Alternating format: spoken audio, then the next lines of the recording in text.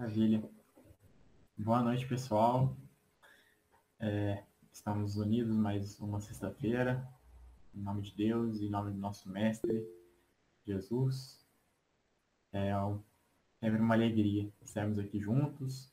Hoje a gente vai finalizar o penúltimo capítulo da primeira parte do livro. Estamos quase chegando aí nos exemplos. E, como a gente já vem falando, é uma parte maravilhosa, muito tocante, muito recheado de aprendizados. Então, tenho certeza que daqui para frente, só vai deslanchar cada vez mais o estudo. A gente vai aprender, vai ver muita coisa legal. Enfim, a Ivete está aqui. Eu tinha visto ela. Às vezes ela saiu ou caiu, não sei. Mas enfim, eu ia falar para ela para depois ela passasse o número dela para adicioná-la no grupo. Então, vou compartilhar a tela aqui e nós já podemos começar a ler com o nosso leitor oficial.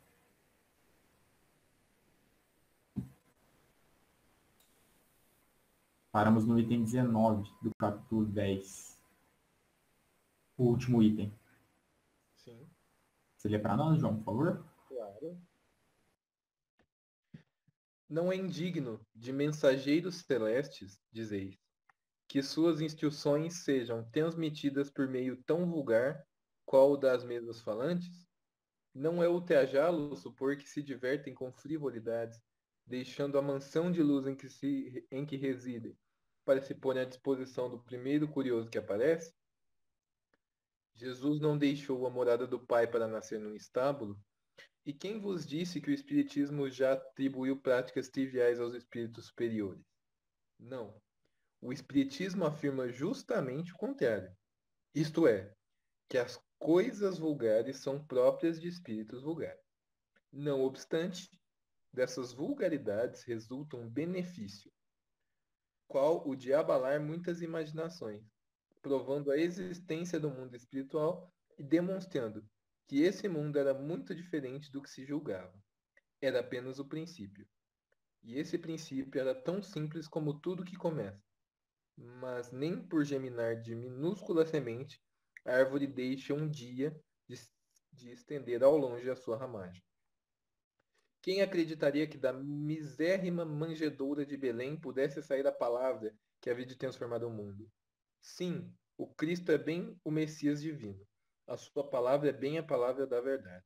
E a religião fundada nessa verdade se torna inabalável, desde que siga e pratique os sublimes ensinamentos que ela contém, e não faça do Deus justo e bom que nós reconhecemos um Deus parcial, vingativo e cruel. Olha, forte, né? Eu gostei bastante aqui desse trecho, né? Do segundo parágrafo. Quem teria acreditado que da miserável manjedoura de Belém sairia um dia a palavra que devia agitar o mundo? Olha que lindo, né? Poético, Kardec. Muito É interessante, mesmo, pessoal. foi poético aí. Foi muito poético. Por Esse isso que último... o povo tem dificuldade de aceitar o Cristo. O cara nasceu no manjedouro, era pobre, ele não ia fazer nada, né? Na concepção deles, né? Exatamente. Para o período dele ali, era uma pessoa simples, né? Então, foi muito ridicularizado por isso. E a gente pode perceber, né, em outros, Kardec dá esse exemplo de que a gente pode analisar como Newton percebeu a lei da gravidade foi através da queda de uma maçã, uma simples maçã, né? Então, assim, coisas simples, elas trazem inferências, intuições para nós que nos possibilitam descobrir coisas profundíssimas. Então, essa origem de nada significa. Como se diz, dentro da filosofia, da lógica, da argumentação, tem até um nome para esse tipo de crítica, né, que se chama, no latim, ad hominem, que ao invés da crítica atacar o conteúdo que está sendo apresentado, ataca aquele ou a forma que está sendo apresentado. Então, ataca coisas que são irrelevantes para a discussão. Então, qual é a relevância de como o Espiritismo surgiu?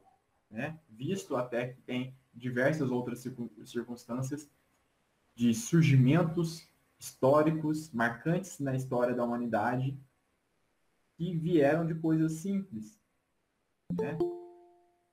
Então, olha que interessante. E essa pretensão, né, também, muito interessante que o Kardec trata aqui, que está no texto da pastoral, que ele se baseia, né, que não seria indigno dos anjos vir falar para nós, né? Então, obviamente, o Espiritismo sabe, entende que, e principalmente esse é um ponto muito interessante, os anjos, eles não ficam ali num estado de lazer constante, né? Não ficam ali tocando harpa como se imagina, né? Comendo frutas, não tem nada disso. Lá no livro dos Espíritos diz assim que a ociosidade é o mal. Para eles, o verdadeiro sofrimento seria estar ocioso, estarem ociosos. Então, eles se felicitam em poder trabalhar, em poder ensinar, influenciar positivamente os outros, os irmãos que ainda estão precisando de muita ajuda como nós. Então, para eles, isso é uma felicitação. Não é sinônimo de inferioridade nenhuma, né? E o Kardec bem coloca, olha, tudo que vem dos espíritos que é trivial, a gente não atribui a anjos de maneira alguma. A gente atribui a espíritos inferiores. Então, isso é característica deles. A gente sabe. É um axioma da ciência, é um axioma do espiritismo. Todo efeito tem uma causa. Então, peraí, se essa comunicação, se esse texto que eu estou lendo, de um encarnado ou desencarnado, é preenchido de trivialidades, de coisas fúteis, irrelevantes, logo eu vou perceber que aquela pessoa que está escrevendo aquilo é uma pessoa que tem uma percepção inferior da realidade. Ela está pensando isso de uma maneira muito preconceituosa, de uma maneira ainda muito pequena. Então, essa percepção crítica de um texto dentro do Espiritismo é muito importante. E também, obviamente, dentro da nossa vida, né? Quando a gente vai ler um conteúdo, a gente precisa ter essa noção. Saber avaliar, analisar com muita seriedade. Enfim, eu acho que é isso, né? E esse final aqui que eu achei muito interessante, né? O Kardec meio que joga uma indireta, né? Então ele fecha assim, e toda palavra, né? Cristo é o Messias. Tudo que se construiu a partir daí será uma doutrina inabalável, uma fé inabalável.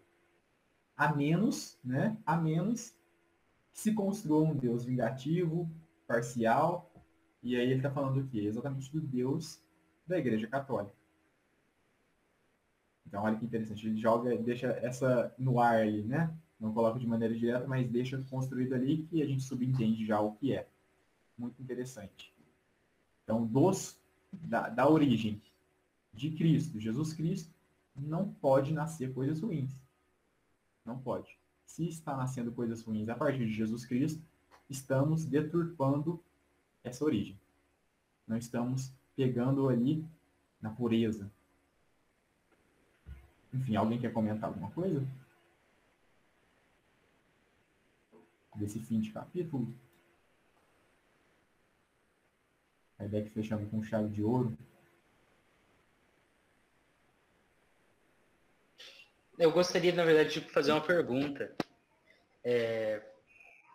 Porque, assim, a gente percebeu durante vários momentos durante o texto como o Kardec ele teve uma postura que, pelo menos a partir do que a gente enxerga, provocativa em algumas passagens.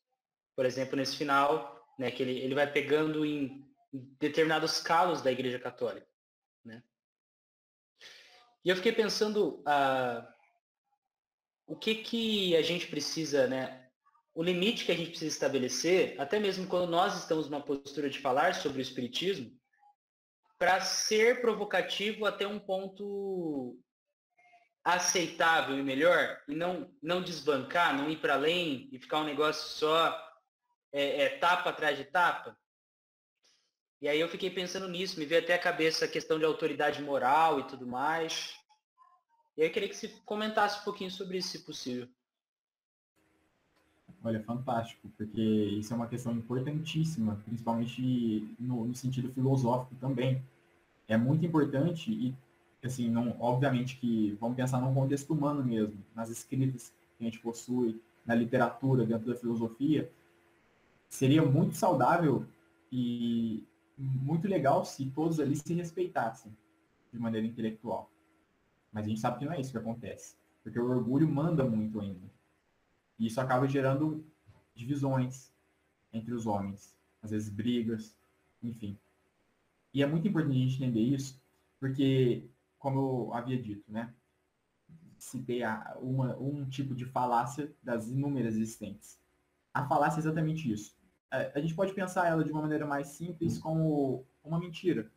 É um argumento que se constrói, mas que se constrói em uma base mentirosa. E a falácia, ela vai buscar exatamente desviar do que está sendo dito. Ela não vai responder o argumento que está sendo colocado. Então, se eu coloco X, a falácia não vai discutir sobre X. Ela vai discutir sobre qualquer outra coisa, menos sobre X. Então, existem inúmeros tipos de falácias. Muitas, muitas diversas. Por exemplo, eu vou citar uma para vocês. Existe a falácia de causa. O que é essa falácia de causa?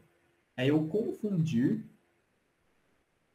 a causa de uma coisa com o efeito, ou dar uma causa que não é a verdadeira causa daquilo. Vou dar um exemplo para vocês que vai ficar claríssimo. Vocês nunca mais vão esquecer sobre a falácia de causa e vocês vão pensar toda vez se vocês estão cometendo uma falácia de causa, como eu venho fazendo.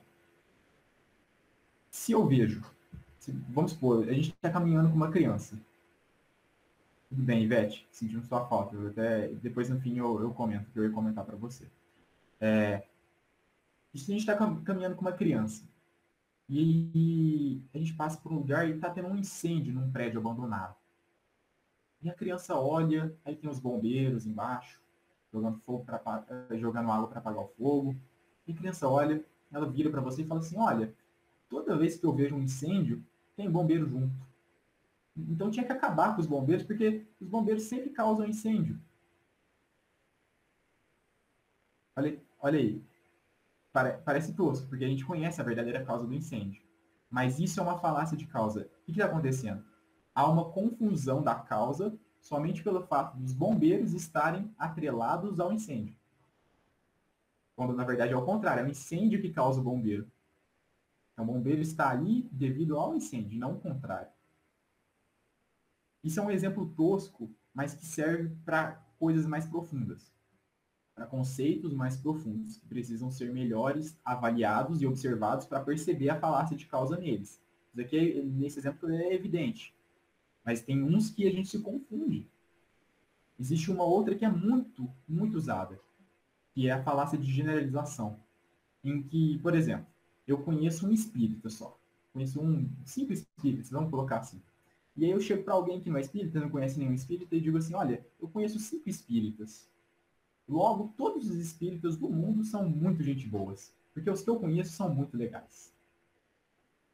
Opa, tem alguma coisa errada aí. Por quê?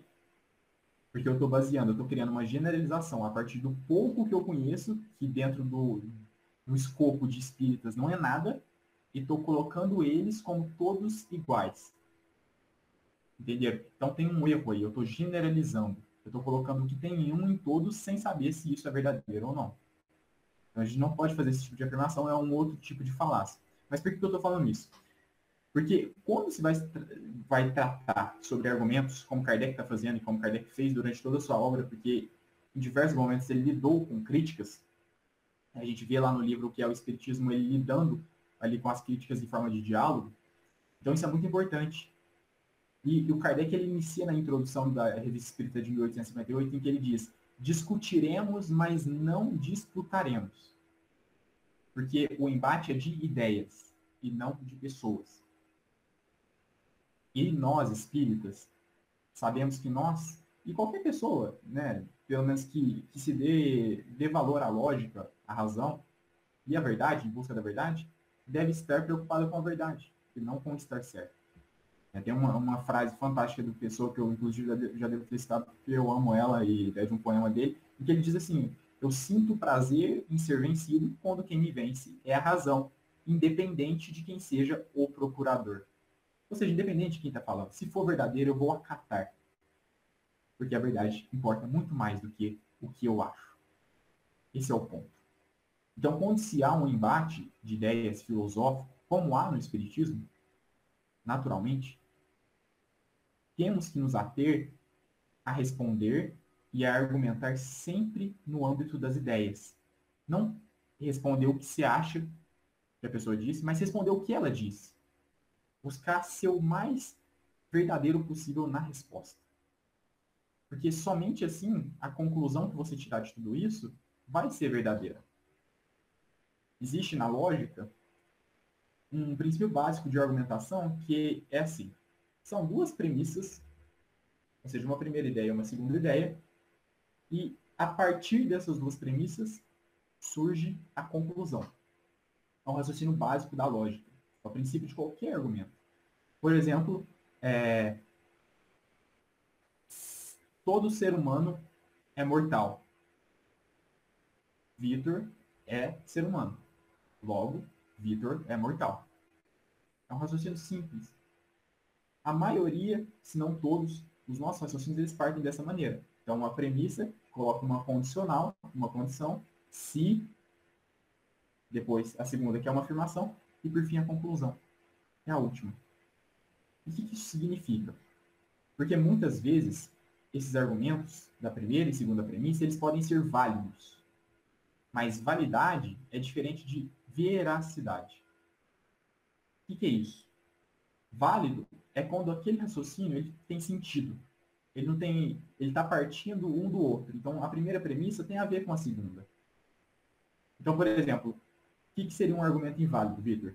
Eu dizer assim, se a minha água é molhada, hoje na China está calor, logo amanhã eu vou jantar. Não tem nada a ver com nada, é totalmente desconexo. Então, isso é um argumento inválido. O que é um argumento válido? É quando a conclusão vai partir das premissas. Então, ele pode até ser errado, como o exemplo que eu dei do bombeiro e do fogo. Pode até ser errado, mas a conclusão e as premissas estão todas ligadas. É válido, mas não é verdadeiro. Certo? Posto isso, o que a gente tem que entender? Que nós temos que sempre nos ater com a veracidade, se aquilo é verdadeiro ou não que eu estou dizendo. Porque toda a conclusão que eu tirar vai partir das minhas duas primeiras premissas, ou quantas premissas forem, não importa. Existem várias formas de se colocar essa argumentação. Mas se não for verdadeira, a minha conclusão vai ser falsa. Então, por isso é muito importante a gente pensar no que a gente está falando. Se eu estou colocando um ponto, se aquele ponto tem a ver, primeiro, com o que a pessoa falou para mim, com o que ela colocou, como o Kardec bem fazia. Tanto é que ele não pegou, e isso a gente pode perceber no texto. A gente está estudando aqui, a gente pode perceber. Aqui, vou até colocar aqui. O Kardec ele deixa claro, olha, isso eu não estou tirando da minha cabeça, não estou tirando do que eu acho que a Igreja Católica diz. Não, ele pegou ali, dentro da teologia católica, o mais recente, o conteúdo mais recente que tinha de um entendedor, né, se eu não me engano era um bispo, e ele pegou aquele conteúdo e trabalhou em cima dele. Então ele não trabalhou em cima de achismos, do que ele pensou que fosse. Não, ele trabalhou em cima de fatos, de argumentação. Então é isso que está sendo dito? É sobre isso que eu irei responder. Buscou ser o mais próximo possível do que está sendo dito, para não cair em nenhum tipo de falácia. E sempre que for argumentar, responder em cima do que foi dito. Não responder sobre o que a pessoa está vestindo, sobre o sotaque da pessoa, sobre a gramática da pessoa, sobre de onde a pessoa vem, porque isso não tem relevância para o debate. Quando se trata de debate filosófico, debate de ideias, o que importa são ideias. A gente tem que se ater às ideias. E quando eu falo me ater às ideias, é ser o mais realista, o mais pragmático possível ao encará-las. Então, não fugir, ou tentar não fugir ao máximo. Porque é isso que vai trazer um benefício para o debate, fazer com que o debate realmente aconteça. Então, o Kardec, você pode perceber, ele pode colocar diversas vezes provocações, mas ele está trabalhando em provocações no sentido filosófico. Ele não está colocando aquilo para irritar ninguém, para ofender ninguém, ele está colocando no sentido filosófico de ideias. Então, ele está trabalhando em cima de ideias. Ele não provoca a pessoa. Está provocando a ideia. Tá? Gerar reflexão. Isso é muito importante. Então, por isso que ele trabalha constantemente com questões. Então, as provocações são, muitas vezes, feitas através de questões. Então, se coloca uma pergunta. Será que é assim mesmo? Será que é isso mesmo? Será que é assim que se faz? Isso é uma provocação. Então, eu ando assistindo alguns episódios do MasterChef, e é muito interessante que sempre que eles estão ali apresentando um prato, e aí às vezes o chefe fala assim, você gostou desse prato? Né? Às vezes o chefe nem apresentou a opinião dele, mas ele está provocando aquela pessoa. Ele não falou nada, não, ele está provocando, está questionando a pessoa. Exatamente isso que Kardec faz. Ele provoca a ideia que está sendo trabalhada ali. Não é com a pessoa, é com a ideia, com o que está sendo apresentado. Nesse caso que eu dei, o prato ali. Mas numa questão filosófica, as ideias. Então se questiona, se provoca a ideia. Será que é assim mesmo? Então a gente pode perceber e analisar durante toda a obra de Kardec que ele vai trabalhar dessa maneira. E por isso é tão recorrente. As orações interrogativas. É muito constante. Kardec constantemente está interrogando, questionando, porque é uma das principais maneiras, né, de se provocar alguém, no sentido da ideia.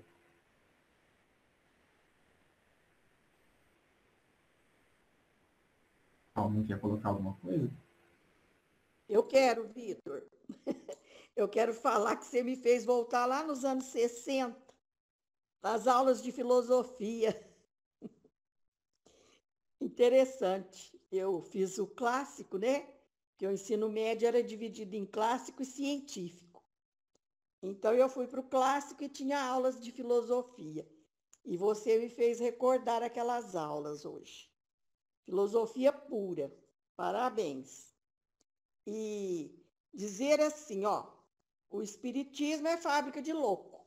É uma falácia de causa, né? Perfeito. Perfeito. A Ana colocou um exemplo fantástico que Kardec trabalha na Revista Espírita. Trabalha também no que é o espiritismo, que muitas pessoas na época associavam mediunidade com loucura, só pelo fato das duas estarem atreladas. Mas não necessariamente isso significa que a mediunidade gerou a loucura. Kardec coloca existem possibilidades de mediunidades muito afloradas de que a pessoa não estuda, não trabalha aquilo, que ele pode acarretar em prejuízos para ela. Ele coloca isso.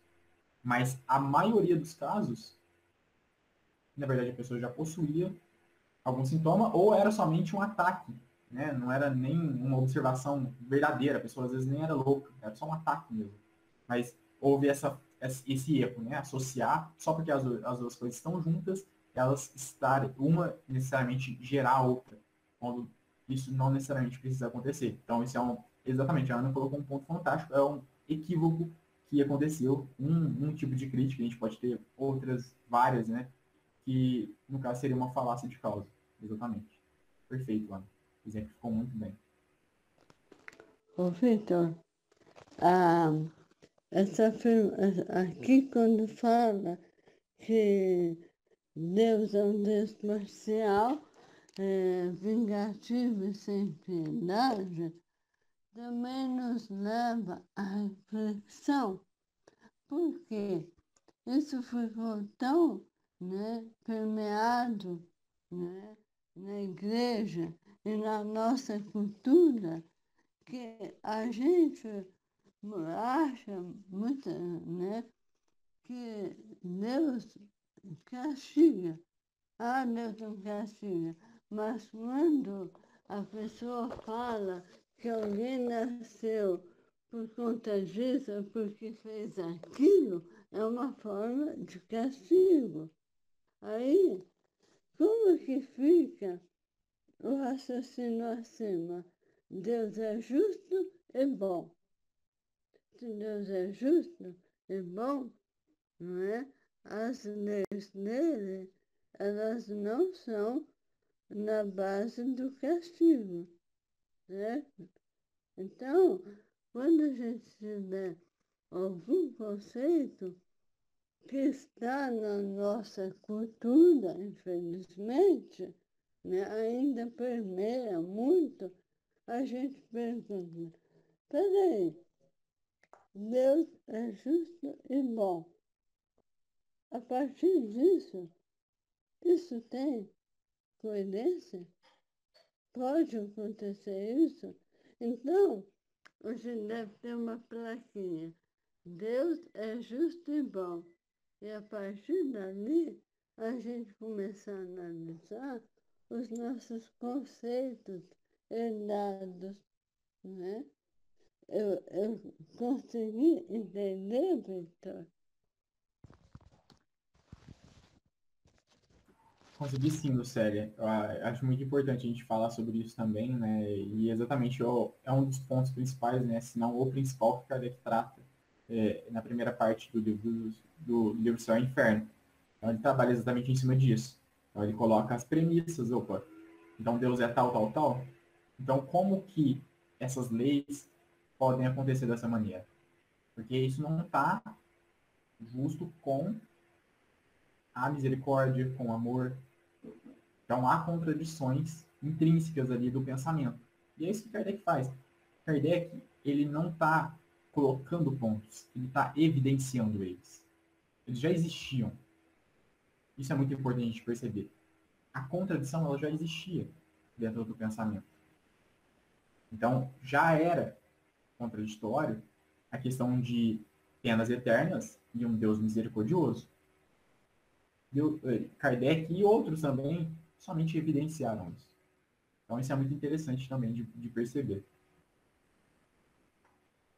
Alguém quer comentar mais alguma coisa?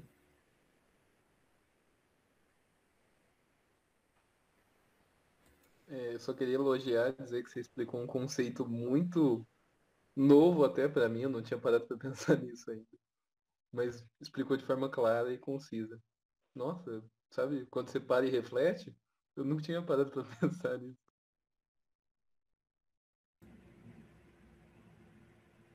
Vai lá, Davi. Não, eu estava pensando no que a Lucélia trouxe, que eu acho que uma reflexão importante que a gente precisa ter é que nós encontramos os termos, né, castigo, punição, pegando os livros aí da codificação. Né? Mas é super importante também que a gente não se esqueça que as leis morais, elas se enquadram ali como leis naturais. E aí quando há exatamente uma transgressão dessa lei, a gente tem uma consequência. Que a gente aí pode considerar uma punição, o castigo, como simplesmente a consequência que vai vir de uma ação má que a gente cometeu em algum momento, certo? Então é importante que a gente até desconstrua essa ideia de punição, que a gente pode até trazer lá das mitologias, né, antigas, de toda aquela pegada de tem Zeus que fiquei nervoso com aquele mero mortal e tá com raio na nossa cabeça, né? Até a desconstruir essa ideia que a gente também muitas vezes pode trazer das nossas tradições religiosas, desse Deus vingativo que está fazendo isso simplesmente esse filho precisa sofrer, né? Simplesmente pelo sofrer, quando na verdade todo esse sofrimento que a gente tem, todo esse castigo e punição, ele está relacionado com a educação da nossa alma. Então, eu gosto muito de uma ideia que eu acho super interessante, que ela resume muito bem. Sendo Deus perfeito, tudo que vai vir de Deus, a permissão de passar por essa situação complicada, que são os sofrimentos, decorrentes muitas vezes dos nossos erros do passado, precisa também ser uma permissão perfeita, com finalidades perfeitas. Se fosse contrário a isso, Deus não seria Deus. Deus não seria perfeito. E nós espíritas, a gente tem que ter muito cuidado, né, com isso, que às vezes a gente tem mania de falar isso de punição, né, usar muito essa palavra de punição, e às vezes a gente acaba parecendo assim, para a pessoa que olha de fora, né, a gente acaba parecendo assim até insensível, né? Igual alguns exemplos que a gente vê por aí. Um bebê nasce com um problema pulmonar, uma exposição. Tem sempre aquele espírito que vai lá, provavelmente ele fumou muito na outra vida, nasceu com problema pulmonar. Gente, não é por aí, né? Não tem um Deus que vai falar assim, você vai nascer com problema no pulmão porque você fumou muito. Não, de repente ele fumou muito mesmo, e aquilo impregnou no perispírito, e quando vai reencarnar ele traz, né, já essa questão, ou ele escolheu essa provação, enfim. A gente tem que tomar muito cuidado com o dedo julgador, né? Fulano perdeu um filho no acidente, com certeza, noutra vida, né? Sempre tem um para falar, né? Noutra vida isso, noutra vida aquilo. Então a gente precisa ter muito cuidado com isso e pensar que a finalidade nossa, da nossa existência como espíritos, é sermos felizes, né? Esse é o nosso objetivo, é a nossa finalidade. Não de ter aquela mania também de falar assim, tá sofrendo, o sofrimento é uma bênção. Sim, o sofrimento ajuda na nossa transformação, mas não que a gente tem que ficar atrás do sofrimento, não. Né? Nosso objetivo é ser feliz. A nossa procura é a busca pela felicidade, não pelo sofrimento. Ô, Vitor, posso falar? Pode sim, Lucélia. Eu, particularmente, tenho um apreço muito grande pelo que nós acabamos de ler e pelo que o Davi acabou de colocar, porque antes de encontrar o Kardec, o Espiritismo, né, eu simplesmente rejeitei tudo, inclusive esse Deus, porque quando eu estava lendo o Velho Testamento, que eu lia aquelas coisas absurdas que eles atribuíam a Deus, não é? Aí eu comecei a me questionar, oh, mas peraí, tem alguma coisa errada por aqui, não é? Como é que Deus permite que os israelitas entrem numa cidade e matem homem, mulher, criança e animal, não é? Como que ele permitiu que destruísse, né, uma cidade, uma civilização inteira? Falei, gente, isso não é o Deus que o meu coração mostra que existe esse Deus justo e de amor. Um Deus que por nada está matando todo mundo, né? Até nem havia tanta diferença assim dos deuses dos gregos, né? Aí é que tá, não é? Aí a gente percebe que mesmo Jesus vindo, não é? E mudando esse conceito, as pessoas ainda mantiveram o conceito antigo atrelado. Então, eu estava numa religião que pegava o Evangelho de Jesus, mas defendia esse outro Deus. É uma contradição, não é? Aí foi tá errado. Aí, quando eu deixei tudo, encontrei Kardec, a coisa fez todo sentido, não é? Deus não pune, é causa e efeito. Eu sou responsável por aquilo que eu faço e Deus é amor pleno. Justiça dele é absoluta, né?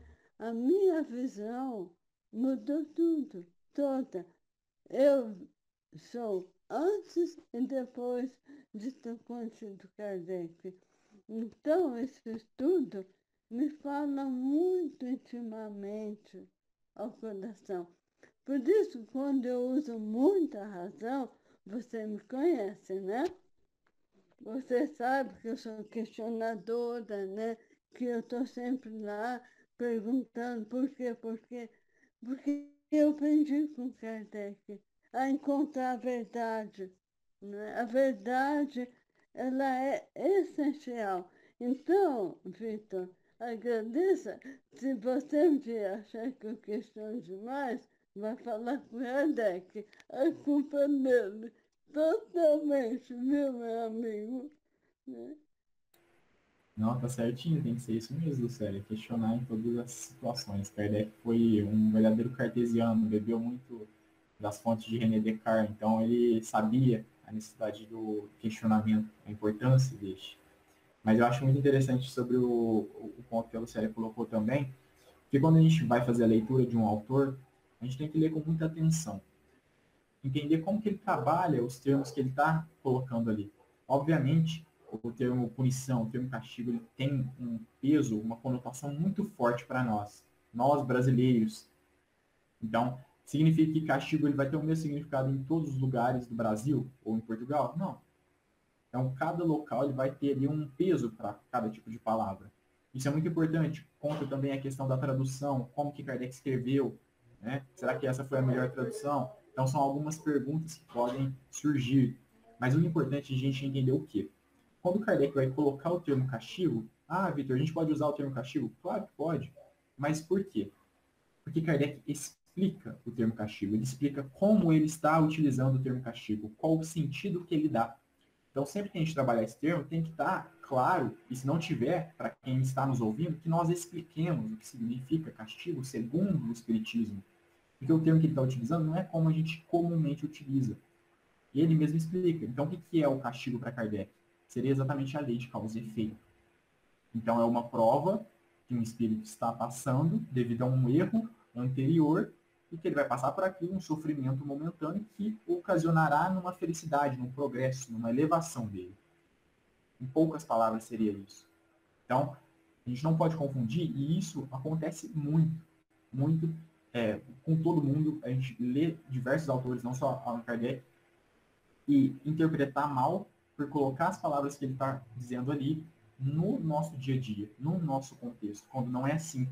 Quando se faz uma leitura, a gente tem um exemplo, né, da exegese bíblica, quando a gente estuda a Bíblia, a gente não traz os textos bíblicos para o nosso dia, para o nosso português, para o século XX, não. Século XXI, a gente vai até lá. A gente vai entender no contexto deles, porque foi escrito naquele contexto. Tem uma palavrinha que denomina tudo isso e resume o que eu estou dizendo aqui, que chama anacronismo. Então é quando eu pego algo que está lá distante e julgo com os critérios do dia de hoje. Quando isso é um erro. Por exemplo, quando se diz, né, a grande polêmica, como dizem, o racismo em Kardec, é anacronismo, nada mais do que anacronismo, é a dificuldade de leitura e boa interpretação de um texto. É entender conceitos que foram trabalhados numa época diferente da nossa e colocá-los e julgá-los num contexto extremamente diferente, com mudanças científicas, intelectuais enormes, porque em 160 anos a gente evoluiu, assim, inimaginavelmente.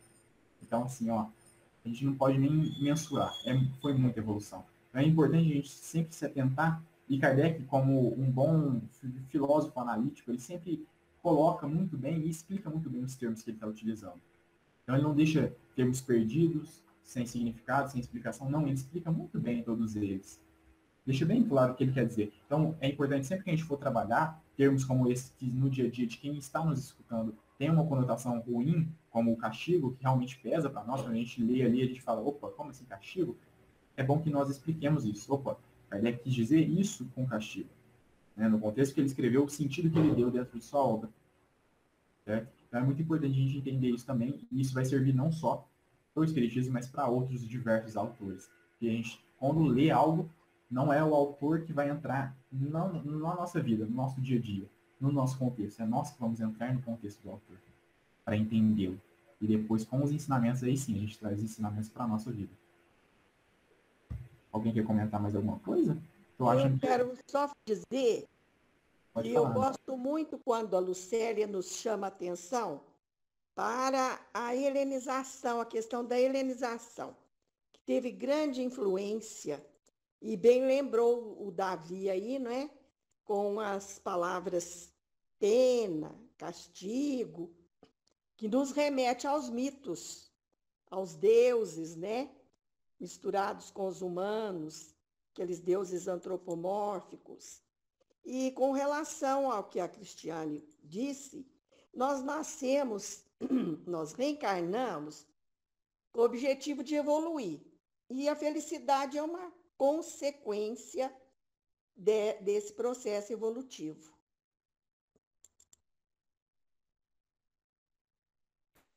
Perfeito, Ana. É bom ter uma pessoa igual a Lucélia no grupo, que ela sempre coloca questionamentos e aí a gente começa a associar com outras coisas, partes importantes do texto que passariam em branco se não tivesse alguém para levantar uma bola, né? Mais alguém quer comentar? Eu tô achando que hoje a gente não passa para o próximo capítulo não, e não tem problema. A gente vai trabalhar aos pouquinhos. Isso que é o legal do estudo do grupo. Ô Vitor, então eu posso falar uma coisa? Pode. Eu acho não, eu tenho certeza, porque Kardec é muito didático e ele é muito claro.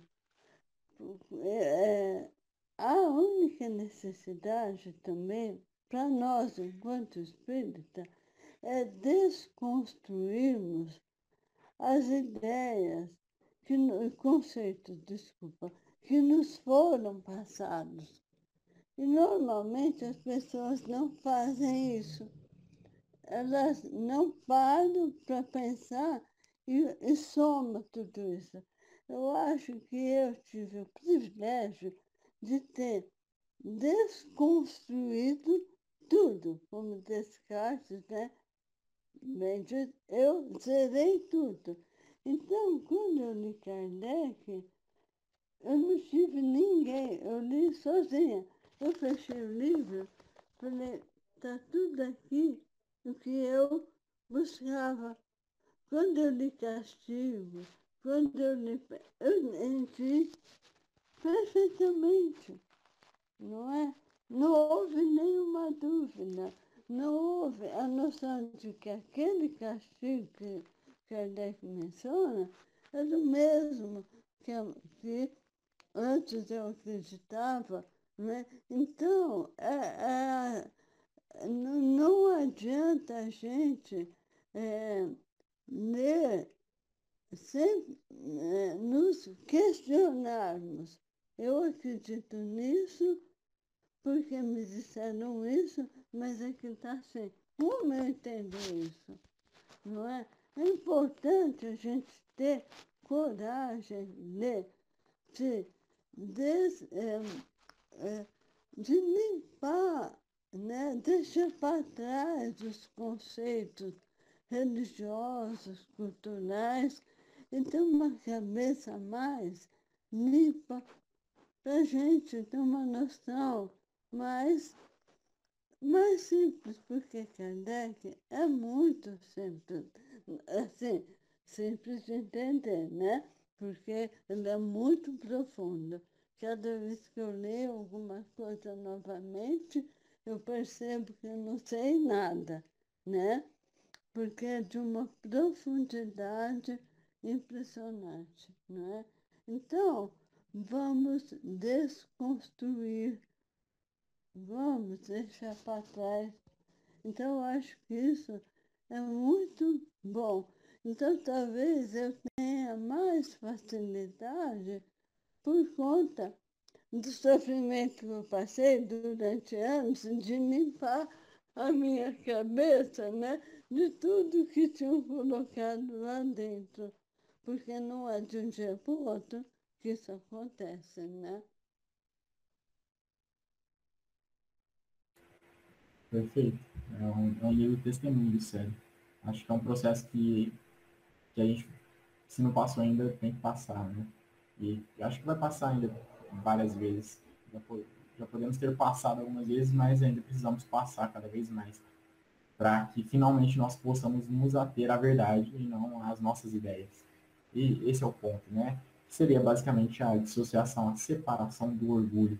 Então, a gente sair do orgulho, que exatamente é o sentimento que exalta o eu, e saber que o eu faz parte ali de todas aquelas pessoas, de todas aquelas ideias. Eu não sou mais importante que alguém, eu sou tão importante quanto. Né? Entender esse conceito, entender que o orgulho ele está deturpando a realidade, é o ponto principal. Então, com certeza, se ater ou buscar-se ater, né, que é o processo que nós estamos buscando nos ater somente à verdade, é um processo de vencer o orgulho, de lutar, degladiar com o orgulho. Porque o orgulho quer que a gente esteja certo em todas as circunstâncias, independente do que aconteça. Isso é um erro. A gente tem que estar buscando estar junto com a verdade. E o próprio Kardec dá esse exemplo. Ele tem uma passagem no livro que é o Espiritismo em que ele diz, olha, se vocês apresentarem uma melhor interpretação da que eu estou dando aqui aos fenômenos, eu serei o primeiro a dizer, a pronunciar que eu sou favorável a ela. Então, olha isso, ele não estava preso à ideia dele, à interpretação que ele tinha dado, da observação dos fatos que ele fez. Não. Ele deu a observação que ele fez, com a metodologia que ele fundou, mas ele deixou bem claro. Olha, se mostrarem, se interpretarem melhor, mais logicamente, mais racionalmente do que eu fiz, eu vou ser o primeiro a acatar. Porque eu quero estar junto com a verdade, não junto com o que eu fiz. Porque o eu, para mim, pouco importa. Porque quando a gente questiona, Vitor, eu, no caso, quando eu questiono, não é para provar que eu sou certa, de forma alguma. Eu questiono para encontrar a verdade, não é? Então, quando eu questiono você, eu tenho que ouvir o que você tem para dizer, para realmente eu comparar com o que eu tenho e encontrar a verdade. A gente, em nenhum momento também, tem que questionar para mostrar que o outro é errado e eu estou certa. Porque às vezes as pessoas pensam, mas questiona para dizer que está certa. Como você falou, muito bem falado, parabéns. Não é isso. Isso é orgulho, não é aprendizado, não é? Aprendizado é questionar para humildemente aprender com o outro, não é? Parabéns por essa colocação, Vitor. Perfeita. Por isso que você não me mandou embora do grupo, né?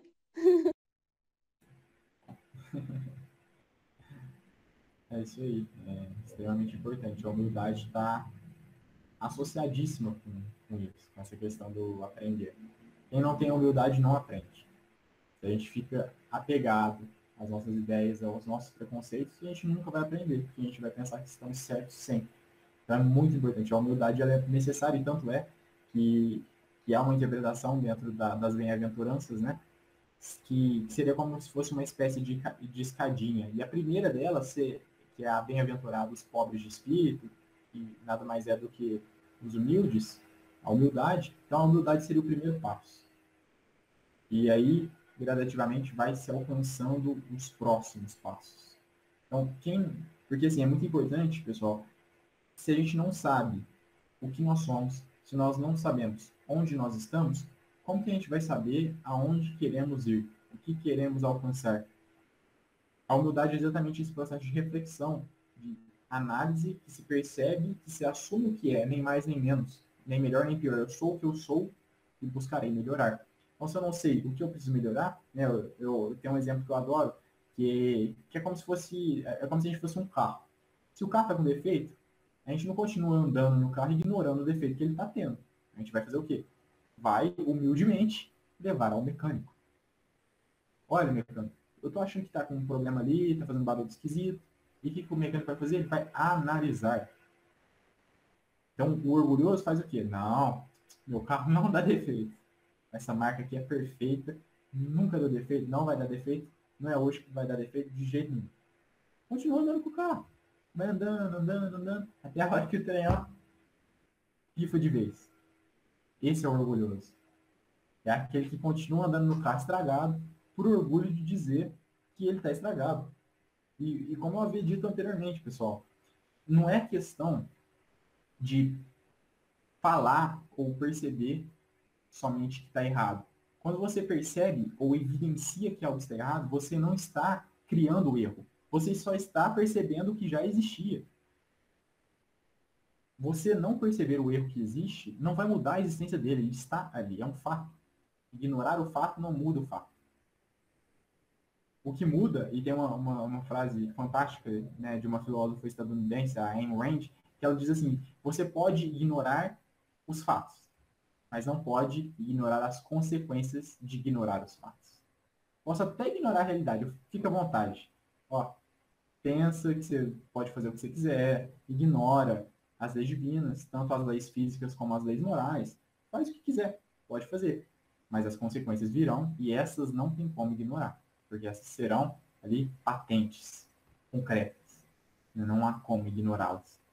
Então, isso é muito importante, perceber o erro, o processo da humildade é notar o que já existe, não é criar defeito. Quando eu noto meu orgulho, não estou criando orgulho, eu estou notando que já existia. E muitas vezes nós somos os últimos a perceber. Então, olha aí que interessante. Evidenciar um erro é evidenciar o que já existe. Ignorá-lo não vai mudar a sua existência. Então, esse exemplo do mecânico, ele elucida perfeitamente. Se a gente continuar andando, fingindo que não aconteceu nada, fingindo que está tudo certo, uma hora vai virar uma bola de neve gigantesca. E aí a gente vai ter que lidar com muito mais problema do que se nós tivéssemos sido ali humildes no começo e ido diretamente ao mecânico. Acho que seria basicamente isso. Alguém quer comentar alguma coisa? E principalmente, né, a humildade, ela leva a gente a reconhecer nossas limitações, nossa pequenez, né? Se eu me lembro bem, me corrija se eu estiver errado, a história eu não me lembro muito bem, mas acho que tem uma história de Sócrates, Aristóteles, eu não me lembro bem, onde o oráculo ele diz que ele é o homem mais sábio da Grécia, eu não me lembro bem, mas que por ele reconhecer, e aí ele vai questionar, mas eu sei tão pouco, né? Só onde ele lança a mão da frase, famosa frase, só sei que nada sei. E aí se compreende, se interpreta desse texto, que ao reconhecer o quão pouco ele sabe, ele se torna sábio por isso mesmo. E isso me faz refletir muito sobre a humanidade. Inclusive foi o Vitor que contou essa história pra gente faz muito tempo atrás, mas eu ainda me lembro. É isso mesmo. Na verdade, essa é a missão da vida de Sócrates. Então é isso que tudo que Sócrates fez foi a partir desse primeiro fato. Todos os outros diálogos que retratam a vida de Sócrates, as ações que ele teve ali na Grécia, em Atenas, foi exatamente por esse primeiro fato. Quando o oráculo délfico disse que ele era o homem mais sábio. E aí ele não se contentou com aquilo, porque ele sabia que ele não era. Que ele próprio era humilde e reconhecia a própria ignorância. Mas, e aí ele conclui dessa maneira, né, em um de seus diálogos, a Apologia de Sócrates, ali de seu julgamento, em que ele diz assim: olha, eu sou realmente o mais sábio de todos, mas simplesmente porque eu reconheço a minha ignorância e eles não. Então não é que eu sei mais que eles, o fato é que eu reconheço a minha ignorância. Então, quando Sócrates diz só sei que nada sei, é exatamente isso que ele está querendo retratar na fala dele. É esse o sentido da fala. Não é que ele não sabe nada de fato. Obviamente ele sabe alguma coisa. Mas esse reconhecimento da ignorância que é o importante para ele, que nada mais é do que o processo da humildade, de se perceber como é. Não fingir que é mais nem menos, mas simplesmente o que é. Ô, Vitor, mas não é o estudo que leva a pessoa a reconhecer que pouco sabe. Não é esse estudo que leva a pessoa a reconhecer a sua pequenez, a sua humildade diante do conhecimento. Então, uma pessoa que acha que sabe tudo, e sabe, ela pode saber tudo, mas se ela acha que ela sabe tudo, ela não sabe, na verdade, porque ela não chegou ao conhecimento de que nós lidamos com conhecimento ilimitado e não tem humildade para reconhecer isso. Percebe a pergunta? Acho que usei uma premissa bem complicada, Não, mas mas você entendeu. eu não diria que é o único caminho, Lucélia. É um deles, evidentemente. Mas vocês querem um exemplo fácil que vocês nunca mais vão esquecer, que vocês sempre vão estar utilizando? Quando vocês se sentirem um pouquinho orgulhosos e falar, nossa, eu sou bom mesmo, hein? Eu sei bastante coisa. Faz um exercício simples, não precisa estudar não para esse. Basta ter percepção, perceber a realidade que está ao seu entorno. Vamos pensar aqui todo mundo junto. Olha para as coisas que estão ao seu entorno, o celular, o computador. Dessas coisas que estão ao seu entorno, o que você sabe sobre elas? Por exemplo, a minha garrafinha que está aqui vazia. Eu não faço a menor ideia de como ela foi forjada, como é que ela foi feita. O caderno que está aqui do meu lado, não faço a menor ideia. Eu sei a matéria-prima dele. E sei pouco, mas não faço a menor ideia como é que eles fizeram isso para ficar desse jeito. O meu teclado, o meu mouse, o meu computador, não faço a menor ideia. A energia elétrica que está fazendo com que eu esteja conectado aqui, eu não faço ideia de como ela funciona.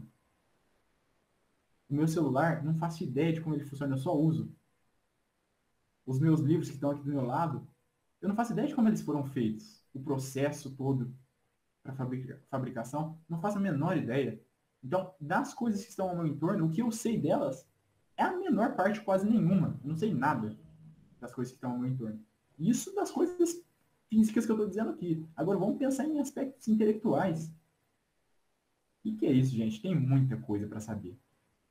O que a gente sabe sobre filosofia? O que a gente sabe sobre espiritismo? O que a gente sabe sobre música, sobre arte? sobre cinema, sobre matemática, sobre física, química, biologia, astronomia, e a gente pode ficar aqui a noite toda falando sobre isso, porque a gente não sabe nada, a gente sabe muito pouco.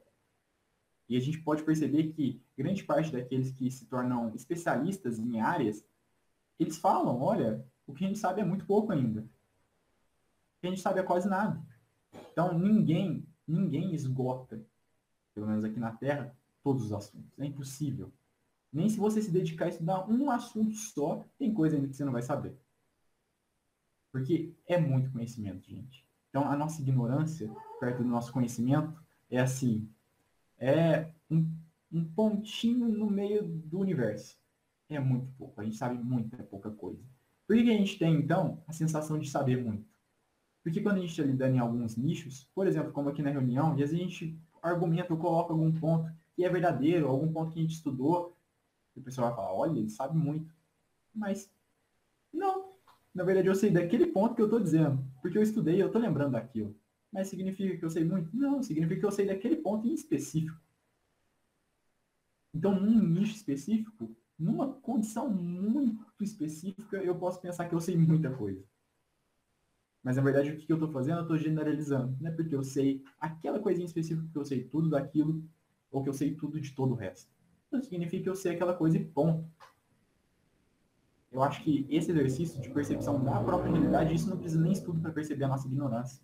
O estudo ele vai provar isso, porque a gente vai perceber, né? E a ignorância, o processo de humildade é sempre um processo de percepção. É perceber que eu não sei. Então, quando eu estudo, o que eu estou fazendo? Eu estou percebendo alguma coisa. Do mesmo processo que você olhar para o seu computador ou perceber a energia elétrica e falar, opa, eu não sei nada disso. Eu sei malemar como usa. Então, esse exercício é sempre de percepção. O estudo é um exercício de percepção. Quando eu leio sobre algo e falo, nossa, nunca tinha pensado sobre isso. Não sabia sobre isso. Nossa, estou começando a saber sobre isso. Eu acho que, para mim, pelo menos, esse seria o processo de percepção da ignorância. Com esse exercício simples. E a gente passou do nosso tempo.